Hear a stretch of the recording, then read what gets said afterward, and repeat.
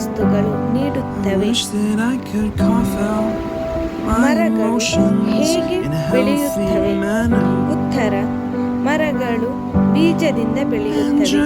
ನೀರು, ಮಣ್ಣು, ಬೆಳಕು ಮತ್ತು ಗಾಳಿ ಅವಶ್ಯಕ. ಮರಗಳು ಎಂಥವಾದ ಪರಿಸರದ ನೆಲೆಯಲ್ಲಿ ಬೆಳೆದಿರುತ್ತವೆ?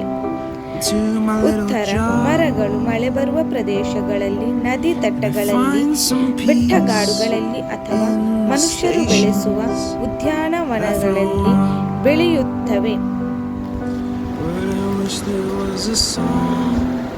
ಭಾರತದ ರಾಷ್ಟ್ರೀಯ ಮರ ಯಾವುದು? ಉತ್ತರ: ಭಾರತದ ರಾಷ್ಟ್ರೀಯ ಮರ ಬನಿಯನ್ ಮರ ಅಥವಾ ಆಲದ ಮರ.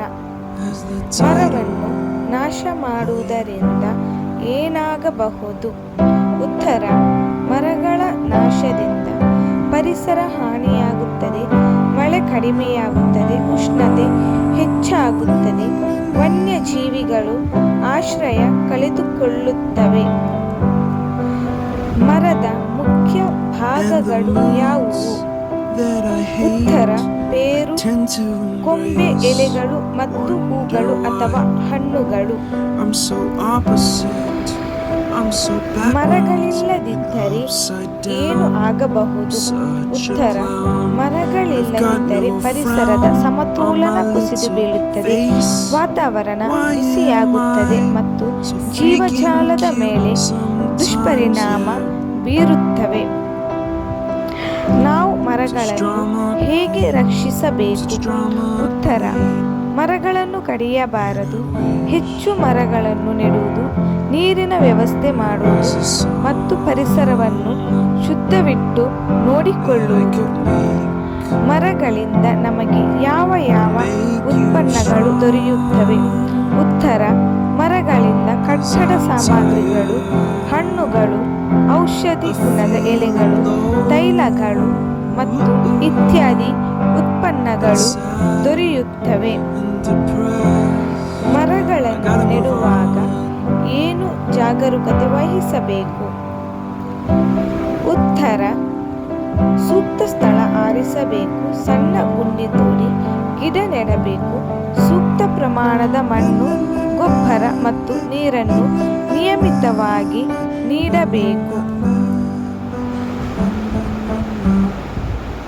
ಪ್ರಾಚೀನ ಕಾಲದಲ್ಲಿ ಮರಗಳನ್ನು ಹೇಗೆ ಉಪಯೋಗಿಸುತ್ತಿದ್ದರು?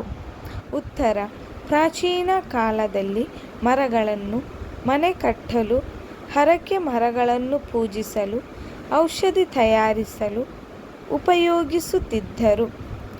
ಮಕ್ಕಳಿಗೆ ಮರ ನೆಡುವ ಮಹತ್ವವನ್ನು ಹೇಗೆ ತಿಳಿಸಬಹುದು?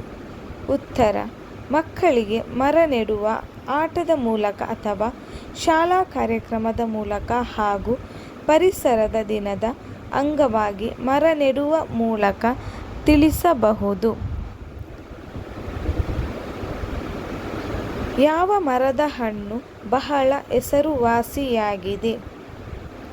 ಉತ್ತರ: ಮಾವಿನ ಹಣ್ಣು ಭಾರತದಲ್ಲಿ ಬಹಳ ಜನಪ್ರಿಯವಾಗಿದೆ. ಇದು ಹಣ್ಣುಗಳ ರಾಜ್ಯ ಎಂದು ಕರೆಯಲಾಗುತ್ತದೆ. ನಾವು ಮರದ ನೆರಳನ್ನು ಹೇಗೆ ಬಳಸಬಹುದು?